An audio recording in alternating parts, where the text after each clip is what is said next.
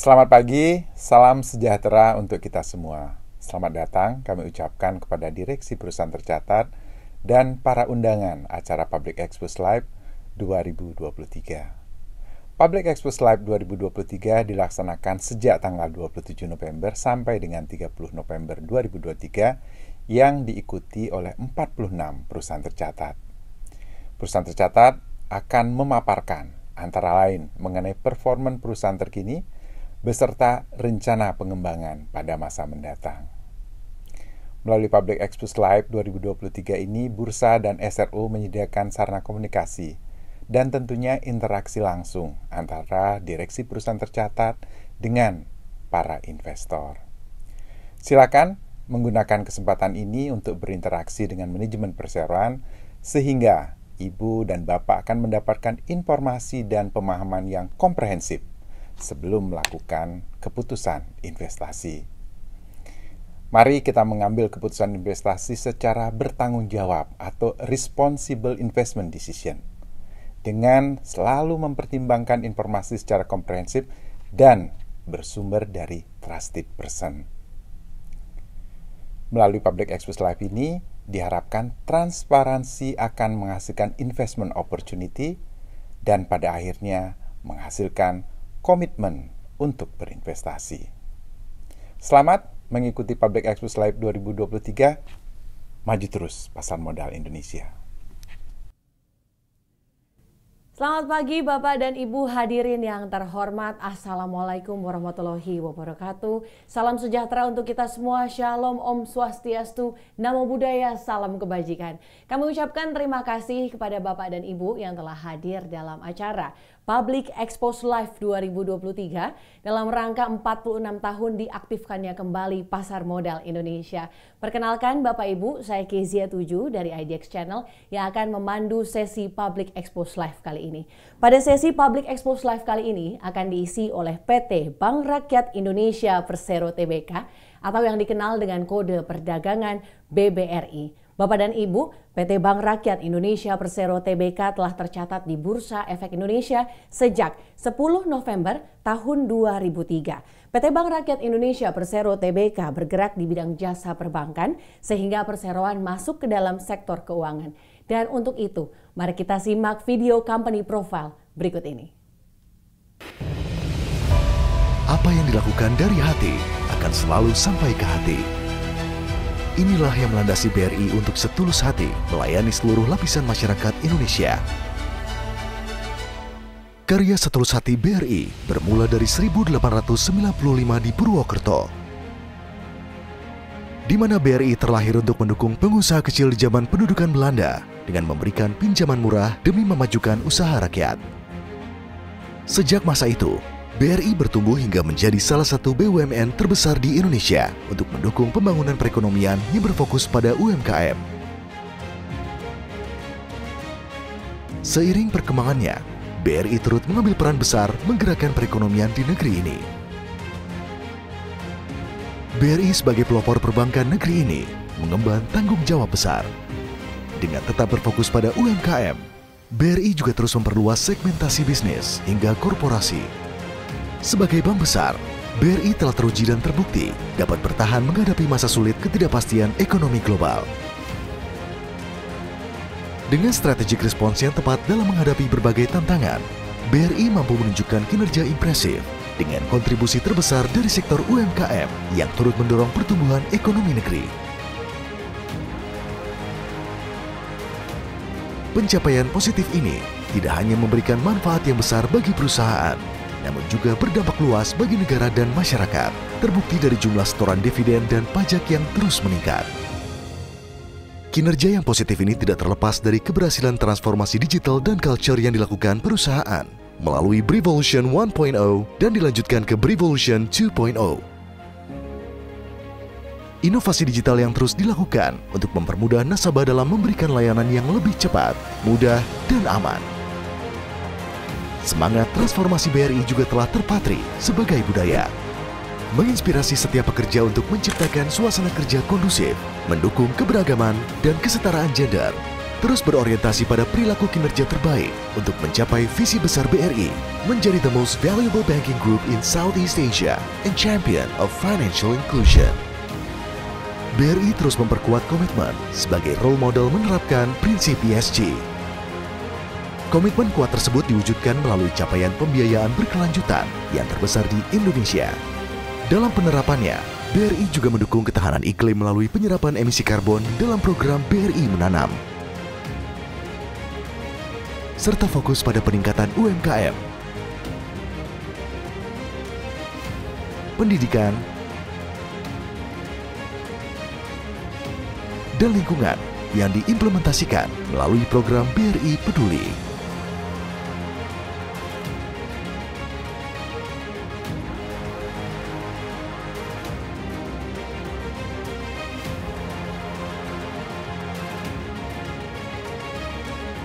Semua itu didukung oleh sumber daya manusia yang kompeten, penuh solusi, tangguh, dan dekat dalam menjawab harapan para nasabah. Kekuatan BRI semakin diakui dengan jaringan luas dan unit kerja yang tersebar di seluruh negeri hingga mancanegara. BRI terus berinisiatif dalam membuka akses layanan, salah satunya melalui jaringan agen BRILink yang melibatkan masyarakat sebagai agen dalam melayani transaksi perbankan hingga pelosok negeri. Komitmen BRI untuk memberikan layanan keuangan yang lengkap dan terintegrasi ditunjukkan melalui pembentukan holding ultramikro bersama Pegadaian dan PNM untuk menjangkau masyarakat yang belum mendapatkan akses layanan keuangan. Aksi korporasi ini menorehkan sejarah right issue terbesar di kawasan Asia Tenggara, menduduki peringkat ketiga di Asia dan peringkat ketujuh di dunia. BRI juga didukung oleh sinergi perusahaan anak lainnya yang merupakan kesatuan dari BRI Group dalam memberikan layanan one-stop financial solution bagi nasabah. Seluruh prestasi yang diperoleh BRI mendapatkan apresiasi oleh stakeholders, ditunjukkan dengan kenaikan harga saham yang terus meningkat, dan mendapatkan penghargaan baik dari nasional maupun kancah internasional.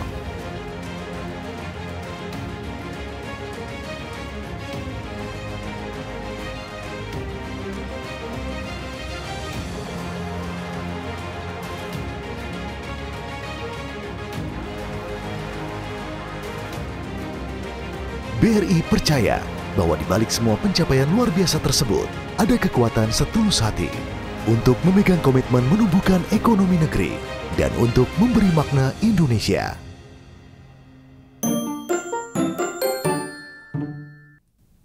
Baik Bapak dan Ibu peserta, izinkan kami menginformasikan bahwa peserta Public Expose Live 2023 dilarang untuk merekam dan menyebarluaskan sesi Public Expose ini tanpa izin resmi dari Bursa Efek Indonesia. Baik, selanjutnya hadirin yang terhormat, telah hadir di hadapan Bapak dan Ibu peserta, yakni manajemen dari perseroan.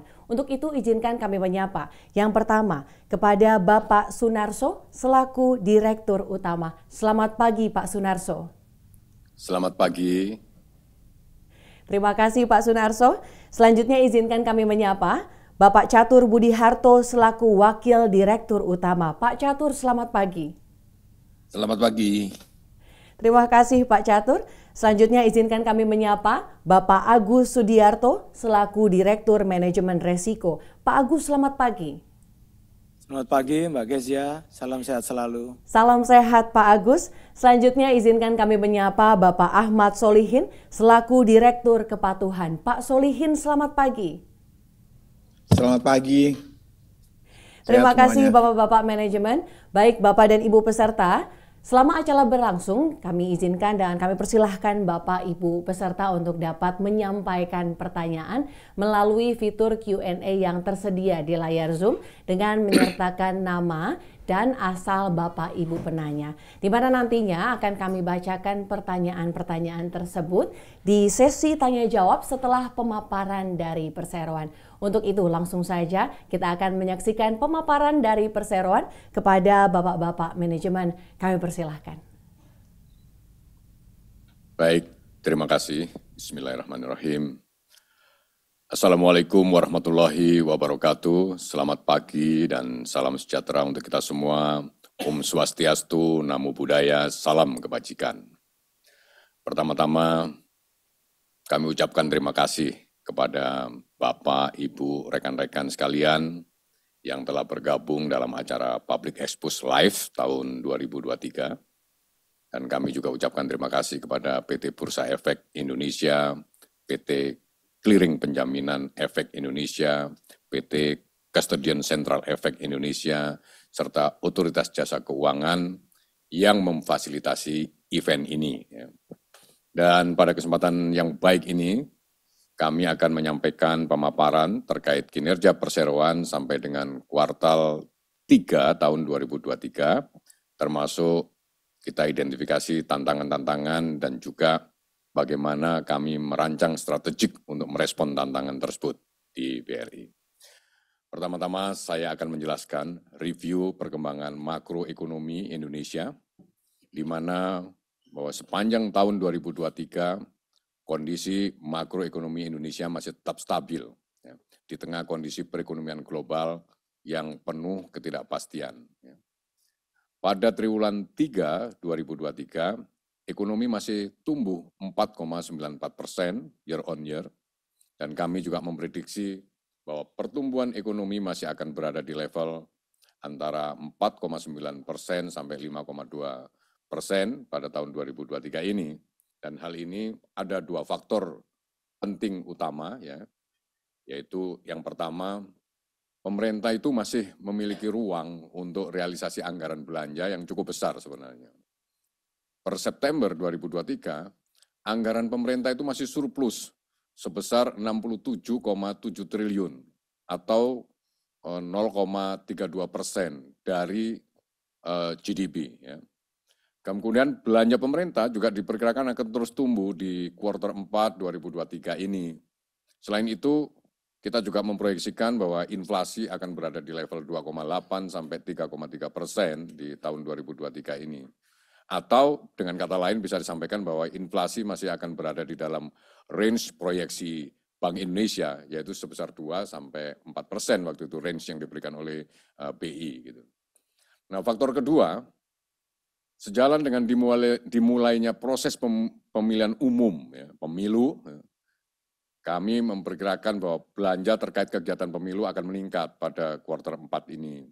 Dan hal ini akan berdampak positif pada grassroots level, khususnya nasabah di segmen yang menjadi fokusnya BRI, yaitu di mikro dan kecil dan menengah. Secara historis, ada data yang menunjukkan di sini bahwa 1 tahun sebelum pemilu, itu aktivitas terkait pemilu itu mampu mendorong pertumbuhan ekonomi 0,32% gitu. Dan kemudian pada tahun dilaksananya pemilu, kegiatan pemilu itu juga mampu mendorong pertumbuhan ekonomi 0,23%. Ini data historis ya, berdasarkan pemilu-pemilu yang lalu. Baik, setelah kita sampaikan situasi makro dan kemudian bagaimana BRI meresponnya, dan kemudian izinkan saya melanjutkan dengan ini adalah result dari selama 9 bulan BRI bekerja di tengah situasi makroekonomi yang tadi saya sampaikan. Secara finansial, kinerja BRI secara grup itu menunjukkan peningkatan yang solid dan juga ditunjang oleh berakhirnya masa pandemi. Kemudian kalau kita lihat kredit dan pembiayaan tercatat sebesar 1.250 triliun dan itu artinya tumbuh 12,5%. Dan pertumbuhan ini jauh di atas pertumbuhan rata-rata industri perbankan. Industri perbankan hanya tumbuh di bawah 10% kreditnya, kita mampu tumbuh 12,5%. Dan pertumbuhan ini terutama didorong oleh segmen mikro yang porsinya 47,2% dari total kredit dan pembiayaan BRI. Jadi sekarang kredit mikro saja itu menempati 47,2% dari total kredit yang diberikan oleh BRI. Belum yang kecil, menengah, dan konsumer. Dan itu. Kemudian juga sampai September 2023, kalau kita lihat bahwa rasio dana murah, yaitu KASA rasio, itu 63,6%, dan ini memang menurun kalau dibandingkan pada periode yang sama tahun lalu 65,4%. Namun komposisi KASA 63,6% ini masih jauh lebih besar, lebih tinggi dibandingkan kasa BRI periode-periode sebelum pandemi atau mungkin sebelum ditransform bank ini gitu. Sebelum ditransformasi gitu. Karena dulu kasa kita paling tinggi 58%. Gitu. Kemudian net interest margin itu sebesar 8,05% dan itu di atas guidance kita karena kita memberikan guidance kepada Bapak Ibu investor dan analis, itu NIM kita itu akan berada di kisaran 7,7 sampai 7,9. Tapi alhamdulillah sampai September kita merealisasikan NIM kita 8,05%. Dan kami masih optimis bahwa NIM ini akan tetap terjaga di level minimal sesuai guidance yang kita berikan. Rasio cost to income rasio ya mengalami perbaikan menjadi 41,28% di September ini, padahal sebelumnya dalam 42,55% di September tahun 2022. Dan ini didukung oleh pertumbuhan operating expense yang terjaga sebesar 5,3% year on year. Kemudian NPL, ya, non-performing loan itu mengalami perbaikan, ya sedikit perbaikan, yaitu menjadi 3,07% dibandingkan tahun sebelumnya 3,09%.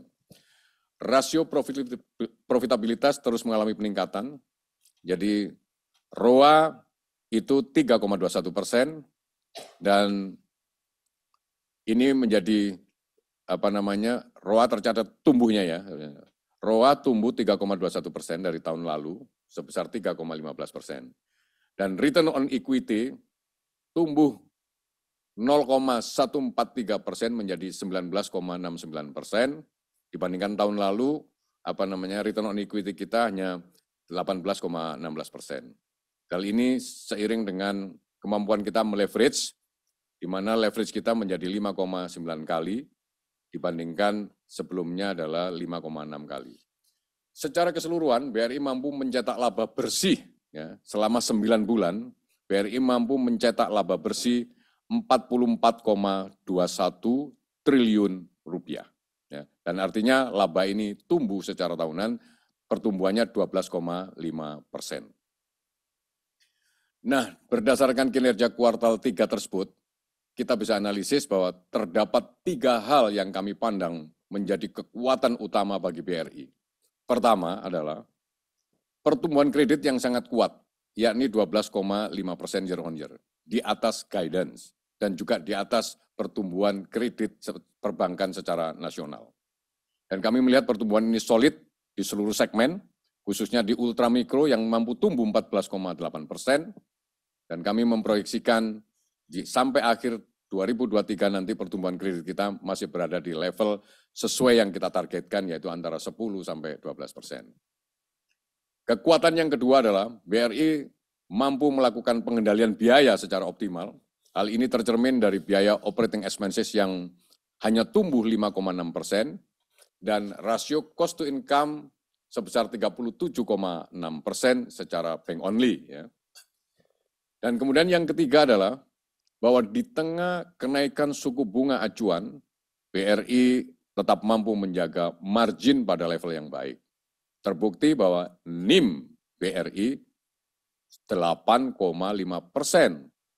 ya, dan kemudian itu Q on Q, ya, quarter to quarter, dan kemudian kalau secara year to date itu 8,05%. Dan hal ini didukung oleh pertumbuhan aset produktif, terutama adalah pertumbuhan pinjaman. Di sisi lain, kami juga menghadapi berbagai tantangan, khususnya dalam hal kualitas aset. Beban bunga itu beban biaya bunga. Kualitas aset ini terkait sama kualitas kredit yang masih terdampak oleh COVID, yang sebenarnya belum sembuh-sembuh amat. Gitu. Dan kemudian juga ada tantangan yang sangat kami sadari bahwa kami punya modal sangat besar. Ya. Jadi kami harus melakukan capital management yang baik, yaitu dengan mengelola permodalan kita supaya menjadi optimal. Nah, pada kualitas aset, kalau kita boleh ceritakan di sini, saat ini kami fokus pada percepatan penyelesaian atas portofolio pinjaman yang berstatus restrukturisasi karena COVID. Jadi kami telah melakukan berbagai upaya secara prudent dalam membersihkan kredit-kredit yang bermasalah, terutama yang karena dampak daripada COVID. Kemudian yang kedua tantangannya adalah cost of fund BRI naik 5 basis point atau 0,05%. dari Juni 2023 menjadi 2,84. Jadi cost of fund kita sekarang 2,84%. Sejalan dengan tren peningkatan suku bunga acuan. Untuk menyikapi hal ini, kami terus memperkuat kapabilitas di retail banking, terutama retail transaction, gitu. Ya, transaksi-transaksi di retail dalam rangka meningkatkan rasio current account, saving account atau yang disebut dana murah. Dan kemudian yang ketiga, BRI yang tadi saya sampaikan, bahwa BRI itu sekarang memiliki CAR tinggi, ya, capital adequacy ratio tinggi, 27,48%. Jauh di atas level optimal yang kami nyatakan mungkin level optimalnya 20%, sedangkan secara regulasi untuk mengcover seluruh risiko yang diidentifikasi, yang ditetapkan oleh Basel III, itu sebenarnya kita hanya butuh CAR 17,5% saja. Jadi kita kalau terhadap itu kita mungkin punya upstand modal itu sekitar 10%. Dengan demikian, maka tidak ada cara lain untuk merespon strategi ini, untuk merespon tantangan ini, capital management ini, di mana CAR-nya tinggi gitu. Maka yang utama adalah kita harus mengoptimalkan modal ini. Cara mengoptimalkannya gimana? Ya jawabannya ya tumbuh, gitu. Kita mampu tumbuh, gitu. Dan kemudian nanti boleh saya sampaikan bahwa untuk tumbuh itu ada 4 syaratnya. Gitu. Yang pertama, kita harus memastikan kita telah memiliki sumber pertumbuhan baru. Dan itulah makanya kita masuk ke ultramikro sebagai langkah untuk securing source of growth. Itu dari ultramikro. Yang kedua, kita mesti punya kapital. Nggak ada masalah karena kapital kita justru kegedean gitu. Dan kemudian yang ketiga, kita mesti punya likuiditas. Disinilah yang kita harus beradu di pasar untuk mendapatkan likuiditas untuk mensupport pertumbuhan kita. Dan kemudian yang keempat, kita harus menjaga kualitas aset. Berarti kita harus menerapkan prinsip-prinsip pengelolaan risiko, risk management yang memadai. Saya kira 4 ini yang masih, saya pikir 3 kita sudah punya, kita bisa pastikan bahwa 1 sumber pertumbuhan baru, modal, kemudian yang ketiga yang kita juga bisa kelola adalah risk management, saya kira kita sudah sangat memadai. Nah tinggal sekarang yang harus beradu di pasar memang adalah kemampuan kita untuk menghimpun likuiditas.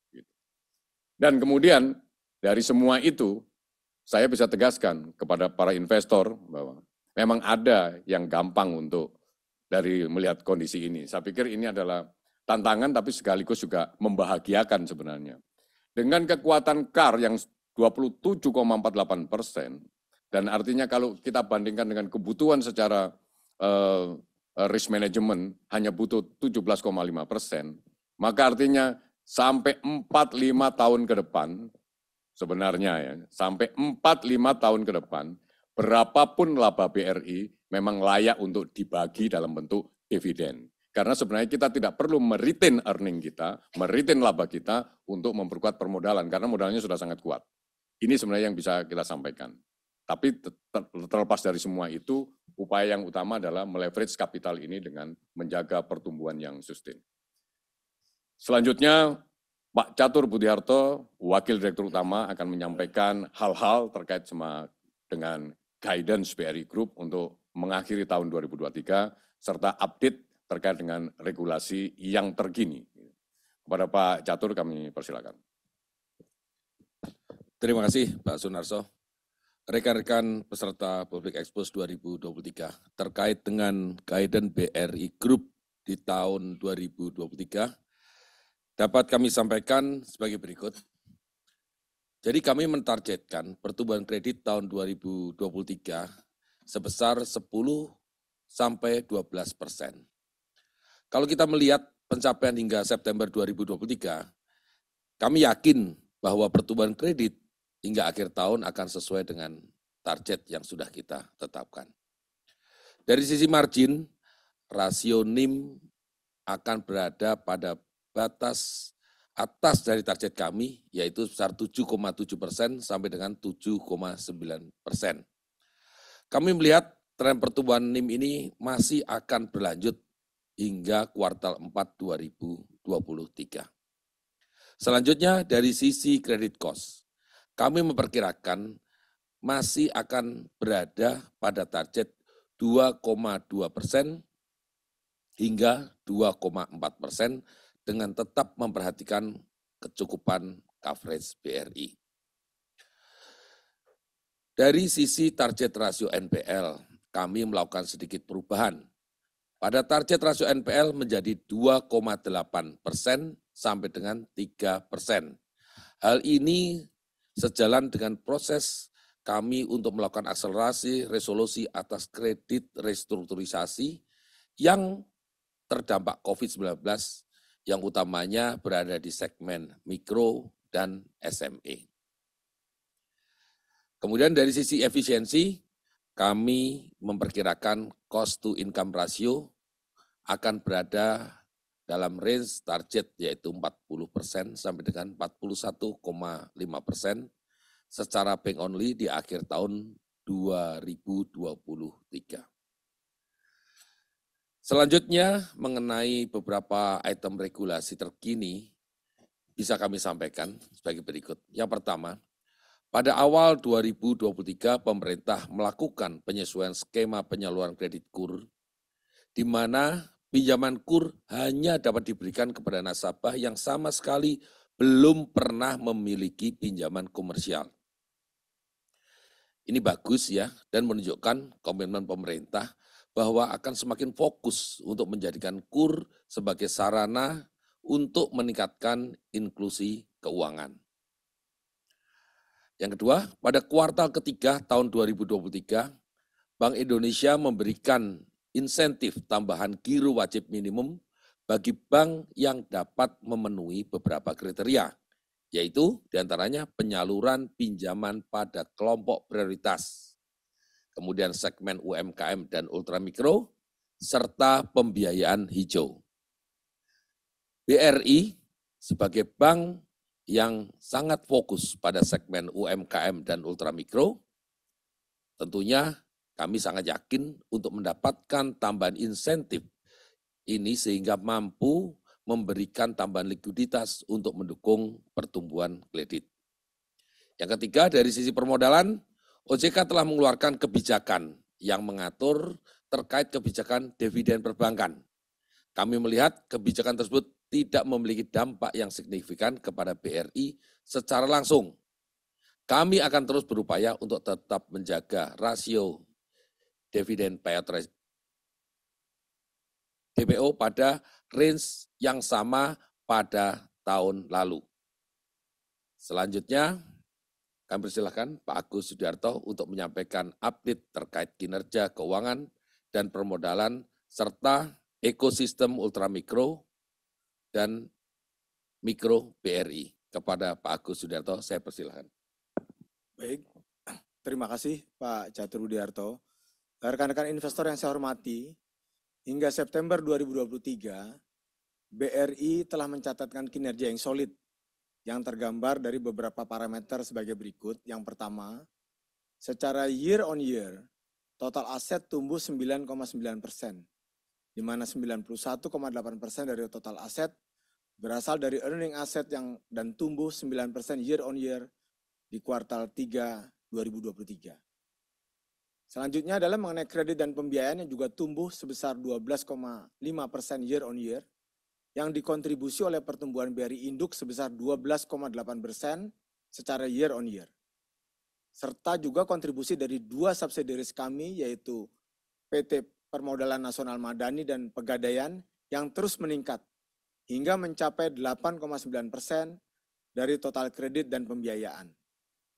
Selanjutnya, earning asset provision sedikit turun secara year on year atas penggunaan loan and financing provision untuk melakukan hapus buku.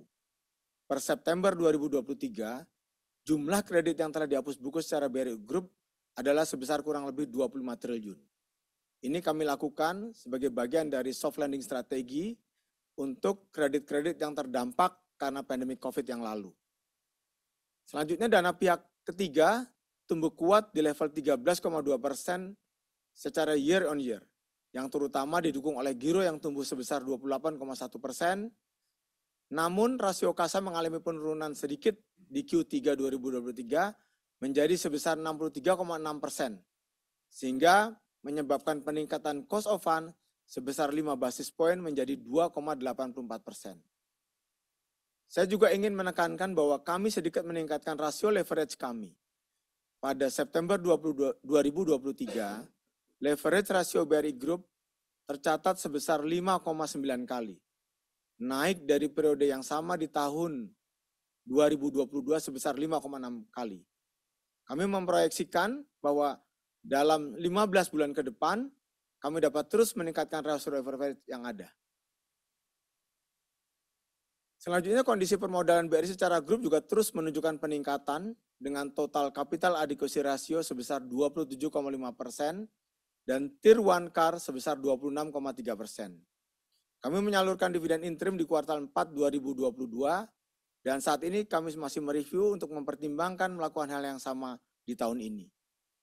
Secara jangka menengah, kami akan menjaga rasio CAR di level 20% melalui pertumbuhan kredit yang lebih kuat dan pemberian dividen kepada pemegang saham. Dari sisi laba rugi, pendapatan bunga bersih meningkat sebesar 4,9% secara year on year. Hal ini didukung oleh pertumbuhan pendapatan bunga sebesar 14,4%, utamanya disebabkan atas adanya perubahan komposisi portofolio kami di segmen mikro dari KUR ke KUPEDES. Pendapatan operasional lainnya juga tumbuh tinggi sebesar 18,3%, sedangkan pertumbuhan biaya operasional terjaga sebesar 5,3% secara year on year. Pertumbuhan tiga komponen di atas menyebabkan pre-provision operating profit atau PPOP tumbuh sebesar 10,9% year on year, dan mendorong pertumbuhan yang kuat pada laba bersih sebesar 12,4% year on year. Demikian pemaparan saya terkait kinerja keuangan dan holding utama mikro. Selanjutnya kami persilakan kepada Pak Solihin selaku Direktur Kepatuhan untuk memaparkan mengenai sustainability strategi dari BRI. Kepada Pak Solihin, waktu dan tempat kami persilakan. Baik, terima kasih Pak Agus Sudiarto. Bapak Ibu yang kami hormati, bagi kami BRI, kalau kita bicara keberlanjutan itu tidak hanya terbatas pada pertumbuhan finansial yang angka-angkanya tadi sudah disampaikan oleh Pak Sunarso, Pak Catur, dan juga Pak Agus Sudiarto. Namun kami juga komit untuk kontribusi yang positif kepada masyarakat, lingkungan, serta dampak sosial yang ditetapkan melalui layanan perbankan yang kami berikan. Komitmen kami terhadap keberlanjutan merupakan tone from the top. Dalam ini dari CEO, Pak Sunarso, untuk memastikan bahwa semua praktek yang dijalankan BRI itu mendukung ESG, dapat terintegrasi dalam sebuah kegiatan bisnis maupun operasional perusahaan. Nah, untuk mewujudkan hal tersebut, kami telah memperkuat tata kelola implementasi keberlanjutan di BRI. Kami sudah mempunyai ESG roadmap yang selaras dengan corporate strategy. Dengan 3 fokus utama, yang pertama adalah onboarding climate change strategy, yang kedua adalah bagaimana kami terus empowering the people untuk memperkuat social impact, dan juga yang terakhir, yang ketiga adalah kami komit untuk terus melaksanakan bisnis dengan mengedepankan praktek-praktek good corporate governance. Bapak Ibu sekalian, sebagai upaya untuk mencapai target net zero emission BRI tahun 2050, ini lebih cepat 10 tahun dibandingkan target pemerintah Indonesia tahun 2060, BRI telah menyiapkan berbagai inisiatif. Ada 2 inisiatif utama. Yang pertama adalah kami terus melakukan inisiatif emission reduction untuk menurunkan emisi yang dihasilkan dari bisnis maupun operasional bank. Untuk emisi-emisi yang bersumber dari operasional bank, seperti penggunaan listrik, bahan bakar, itu diturunkan melalui optimalisasi biaya dan juga konversi penggunaan energi yang lebih ramah lingkungan. Sedangkan untuk emisi yang berasal dari pembiayaan, terus kami turunkan dengan mendukung portofolio yang green. Kami juga komit untuk terus membiayai green project, serta meningkatkan porsi pembiayaan hijau lainnya, dan di aspek liabilities kami juga melakukan penggalangan dana hijau melalui penerbitan green bond dan sebagainya. Yang kedua adalah inisiatif yang terkait dengan emission absorption dan avoidance, yang dilakukan bersama-sama dengan masyarakat dan seluruh stakeholder BRI lainnya untuk melestarikan lingkungan. Beberapa inisiatif yang telah kami lakukan antara lain dengan program BRI Menanam, BRI Peduli Grow Green, Zero Waste to Landfill to Land program, dan lain-lain. Nah, khusus program BRI Menanam, itu sampai dengan kuartal 3 tahun 2023, BRI telah menanam lebih dari 760.000 bibit yang ditanam di 2.000 197 desa brilian. Desa brilian ini merupakan ekosistem desa yang juga menjadi binaan BRI di seluruh Indonesia. Nah, total potensi penyerapan karbon itu kami hitung diestimasikan 875.000 kilogram karbon ekuivalen tahun 2023. Nah, bagaimana dengan sosial, Bapak Ibu sekalian? Sebagai bank yang fokus dalam melayani nasabah di segmen UMKM, BRI fokus untuk terus berkontribusi meningkatkan inklusi keuangan di Indonesia. Kami percaya bahwa setiap orang memiliki hak yang sama untuk mengakses layanan keuangan. Komitmen kami terhadap financial inclusion kami wujudkan melalui, pertama, kami fokus dalam menyediakan akses pelayanan produk dan jasa perbankan secara ekstensif melalui lebih dari 7.900 unit kerja operasional BRI dengan didukung oleh 660.000 agen briling dan lebih dari 1.000 senyum colocation serta pelayanan digital melalui Brimo Super App. Yang kedua, kami juga fokus melayani nasabah pada kelompok undeserved dan underbanked melalui penyediaan produk keuangan yang beragam dan terjangkau. Ketiga, kami juga fokus dalam menyediakan program-program pemberdayaan yang tadi sudah kami sampaikan dari Desa Brilian, Klasterku Hidupku, Platform Link UMKM, Pari, dan sebagainya. Dan terakhir, keempat, kami juga fokus dalam melindungi serta meningkatkan kesejahteraan keuangan nasabah melalui kebijakan pemasaran serta penyaluran kredit yang tepat dan sesuai dengan kebutuhan nasabah. Terakhir, di aspek governance, BRI selalu berkomitmen kuat untuk terus memperkuat tata kelola perusahaan sebagai inti dari strategi keberlanjutan. Dari dalam case BRI, tone of the top-nya dari Pak Sunarso sebagai CEO adalah ESG itu dimulai dari governance. Bagaimana governance memberikan impact sosial dan kita juga komit untuk terus menjaga keberlangsungan dari environment lingkungan. Kami memahami betapa pentingnya tata kelola yang baik dalam menjaga integritas, transparansi, dan akuntabilitas dalam setiap langkah yang kami ambil. Ini tercermin dalam skor Corporate Governance Perception Index yang terus meningkat dari waktu ke waktu. Terakhir nilainya adalah 95,18, itu adalah yang tertinggi di industri. Dan juga kita tercatat sebagai top 3 public listed company di Indonesia berdasarkan dari ASEAN Corporate Governance Scorecard atau ACGS. Terakhir, seluruh komitmen kami terhadap keberlanjutan tersebut telah mendapatkan pengakuan dari berbagai pihak. Ukurannya adalah salah satunya dari ESG rating. Kalau mengacu pada CSA, Corporate Sustainability Assessment oleh S&P Global, yang terus meningkat, terakhir nilainya adalah 63 dan menjadikan BRI adalah satu-satunya perusahaan di Indonesia yang masuk dalam daftar Sustainability Yearbook member S&P Global. ESG rating MSCI, kalau kita mengacu MSCI juga nilainya menjadi A, dari sebelumnya adalah triple B, dan kalau kita mengacu pada yang digunakan di IDX, Sustainalytics, kita juga membaik menjadi low risk dari sebelumnya medium risk. Demikian pemaparan kami, selanjutnya kami kembalikan ke moderator Mbak Kesia untuk dilanjutkan dalam sesi Q&A. Baik, terima kasih Bapak-Bapak manajemen, terima kasih kepada Pak Solihin, Pak Agus, Pak Catur, dan juga Pak Sunarso yang telah memberikan pemaparan dari perseroan. Dan saat ini kita akan memasuki sesi tanya jawab. Untuk itu kami ingatkan kembali kepada Bapak dan Ibu peserta dapat melampirkan pertanyaan melalui fitur Q&A di layar Zoom dengan menyertakan nama dan asal Bapak Ibu sebagai penanya. Untuk itu langsung saja kita akan memasuki sesi tanya jawab. Kami telah melihat ada beberapa pertanyaan yang masuk. Akan kami coba bacakan. Yang pertama dari Daud Andika, Bapak Daud Andika. Pertanyaannya adalah berapa proyeksi dividen BRI di tahun 2024 dan apakah ada dividen interim? Untuk pertanyaan ini kami persilahkan kepada Bapak-Bapak manajemen. Baik, langsung saya respon ya. Terima kasih Pak Daud Andika atas pertanyaannya.